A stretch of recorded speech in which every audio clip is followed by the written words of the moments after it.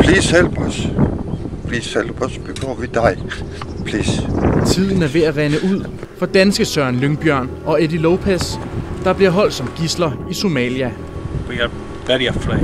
I mere end 1,5 år har somaliske pirater holdt de 2 danske søfolk fanget. De siger ikke noget med de der tegn, så ligesom de stikker halsen over på os. De er afkræftede, udmattede, får tæsk og siger, at de nu knap nok kan stå på deres ben.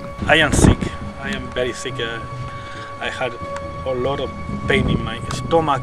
I have some problem with my infection. Piraterne kræver et kæmpe millionbeløb for at frigive gidslerne. Men hverken rederiet Shipcraft, som danskerne sejlede for, eller de danske myndigheder vil betale prisen for at få Søren og Eddie hjem.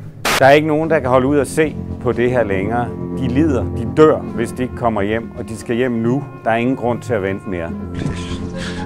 Tell the government you tell the company to pay, so we can get home.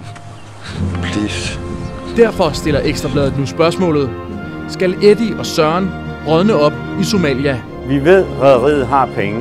De har bare ikke gjort noget. Vi ved, at Eddie og Søren dør, hvis de ikke kommer hjem nu. Derfor skal de hjem nu, og pengene skal betales. Følg sagen i Ekstrabladet og her på ekstrabladet.dk. Please.